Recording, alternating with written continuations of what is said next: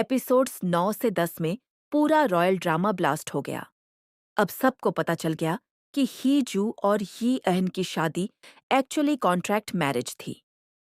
लेकिन प्रॉब्लम ये है कि अब फेक फीलिंग्स रियल बनने लगी हैं। यान ऑनेस्टली सब सच बोलना चाहता था कि शादी डील से स्टार्ट हुई थी, पर अब दोनों एक दूसरे को सच में पसंद करने लगे हैं।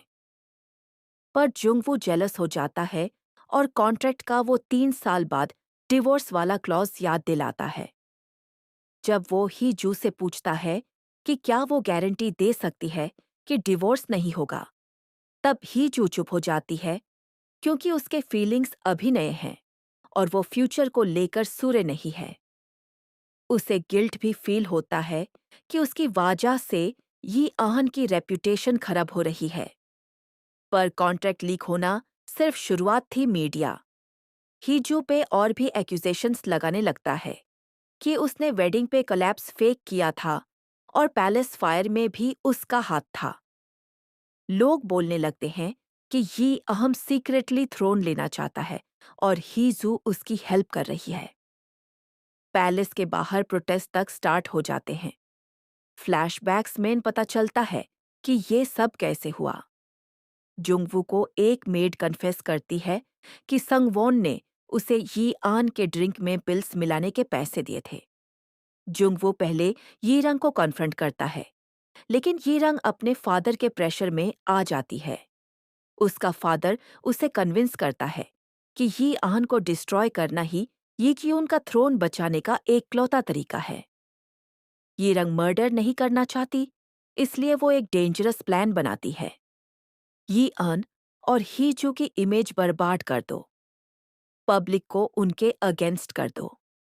इस प्लान के लिए उसे जुंगवू की हेल्प चाहिए होती है, और क्योंकि जुंगवू सीक्रेटली ही जू को लव करता है, ये रंग उसकी वीकनेस यूज करती है।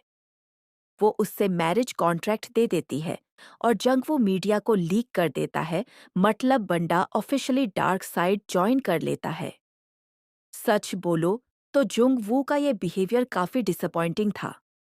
पहले वो डिसेंट लगता था, पर अब जेलस एक्स टाइप बन गया है। ही अह का दोस्त होके भी उसने सोंगवॉन के क्राइम का प्रूफ हाइड कर दिया सिर्फ जेलसी की वजह से। काफी सेल्फिश मूव था। उधर सोंगवॉन और भी घटिया निकला। वो यी यून के दिमाग में भरने लगता है कि ये अहन डेंजर्स है और थ्रोन चाह रहा है। ये आन इतना गुस्सा हो जाता है कि ऑलमोस्ट संगवन का गला दबा देता। ही जू बीच में आके उसे रोक लेती है।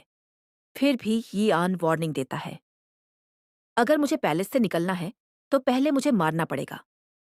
बाद में ये अहनी यून को कंफर्ट करता है और बोलता है कि जब भी डर लगे उसके पास आए। ऑनेस्टली ये आन ही एकलौता बंदा लाग रहा था जो एक्चुअली ये यून की केयर करता है। रात को ही जू ये आन को सोते हुए देखती है और साइलेंटली प्रॉमिस करती है कि वो उससे प्रोटेक्ट करेगी। प्रॉब्लम सॉल्व करने के लिए वो जंगवू के पास हेल्प मांगने जाती है, लेकिन वो सिर्फ सेल्फिश बिहेव करता है। जब हिजू कन्फेस करती है कि उसे ही आह के लिए फीलिंग्स हो गई हैं, जंगवू का एक्सप्रेशन ही स्कैरी हो जाता है। फिर हिजू अपने फादर के पास जाती है हेल्प के लिए। उसका फादर पूछता है कि वो किसे बचाना चाहती है, खुद को या यी अहन को। हिजू सीधा बोलती है, यी अहन।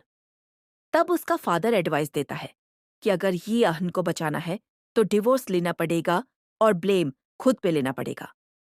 दिल टूटने वाला सीन तब आता है जब हीजू यी अहन से डिवोर्स मांगती है। वो प्रिटेंड करती है कि ये उसके लिए बेस्ट है, लेकिन उसकी आंखों के आंसू सब सच बता देते हैं। ये समझ जाता है कि वो झूठ बोल रही है। उससे सबसे ज्यादा हर्ट ये करता है कि हीजू को उस पर ट्रस्ट नहीं था कि वो उनकी शादी प्रोटेक्ट कर पाएगा। रॉयल काउंसिल के सामने हीजू सब ब्लेम खुद पे लेने को रेडी हो जाती है ताकि इन्वेस्टिगेशन प्रॉपरली हो सके और ये अहन इनोसेंट प्रूफ हो। ये आन उसके पास खड़ा रहता है, पूरा सड़ और साइलेंट। इसी टाइम तैजू प्रेस कॉन्फ्रेंस करता है और रिपोर्टर्स को शट डाउन कर देता है। वो डिफेंड करता है ही जू को और बोलता है कि कॉन्ट्रैक्ट से किसी को कोई पॉलिटिकल या मनी बेनिफिट नहीं मिला। डिवोर्स क्लॉज को भी वो एक्सप्लेन करता है as an over protective brother move. Honestly ताएजू का कैरेक्टर काफी अच्छा लागने लगा यहाँ। पर असली ट्विस्ट अब आता है जब ई आन डिसाइड करता है कि अब वो थ्रोन एक्सेप्ट करेगा। उसे रियलाइज होता है कि लोगों को प्रोटेक्ट करते करते वो खुद कावर्ड बन गया था। वो यी यूं से प्राइवेटली मिलता है और थ्रोन वापस मांगता है। ये यूं खुशी खुशी मान जाता है क्योंकि वो खुद इतना प्रेशर हैंडल नहीं कर पा रहा था।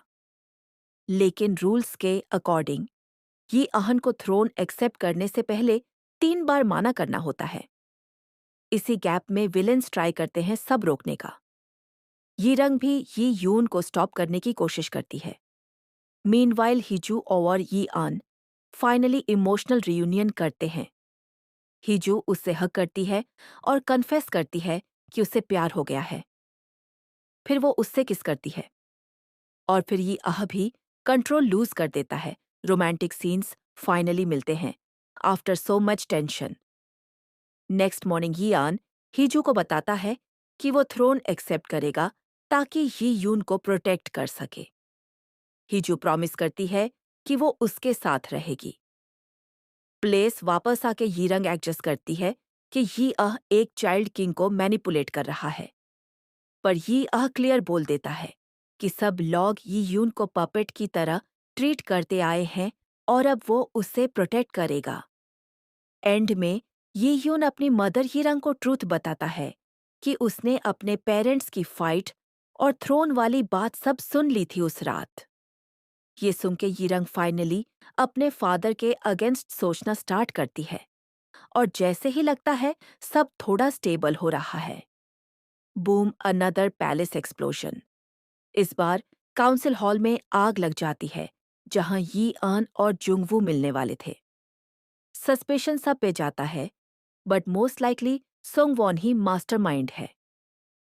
ओवरऑल एपिसोड्स काफी entertaining, the full betrayal, politics, romance और टेंशन। बस कुछ प्लॉट होल्स अनोइंग थे, स्पेशली कॉन्ट्रैक्ट लीक वाला।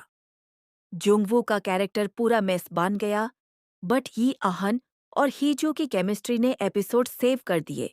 अगर आपको ये रिकैप पसंद आया हो तो वीडियो को लाइक करना, कमेंट में अपना फेवरेट सीन बताना और चैनल को सब्सक्राइब जरूर कर लेना। बेल आइकन भी प्रेस कर देना ताकि नए के ड्रामा रिकैप्स सबसे पहले आप तक पहुंच सके। Thanks for watching.